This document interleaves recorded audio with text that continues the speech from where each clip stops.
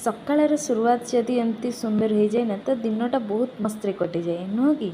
तो आज मु भावी किसी जलखिया मगेदेवी कारण सका वर्षा लगी रही आमती पागरे जलखिया खाइबा बहुत बढ़िया लगे मत खास करके बहुत पसंद किंतु वर्षा सकाशे कहीं बाहर को आम जापरिलुनि जलखिया आने भावी घरे अंडा अच्छी रुटी और अंडा भुजिया बनईदेवी बहुत सुंदर लगे।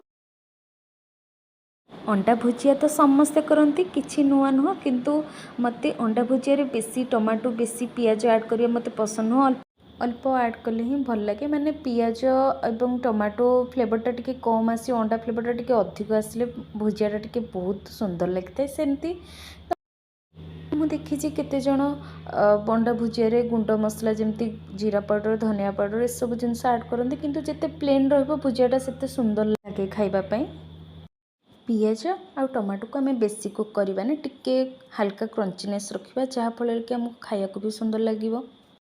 मोर एमती कथबार्ता भितर टमाटो एवं पियाज ऑलमोस्ट भाजी हो गलानी। एबे मु दीटा अंडा से छाड़ी नहीं भांगिकी ताकू भलसे मिसईदबा माने ताकू छोट छोट दाना करनबा। मु देखी बहुत जन एमती बड़ बड़ दाना खाती हाँ समस्त पसंद अलग ठीक अच्छे किंतु मो पसंद एमती छोट छोट दाना रही बहुत बढ़िया लगे।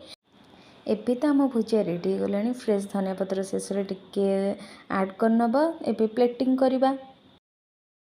अंडा भुजियाटा खास करके रुटी और परोटा सहित बहुत सुंदर लगे मु भी रुटी परोटा ही बनई टिफिन पाई आम ब्रेकफास्ट पाई।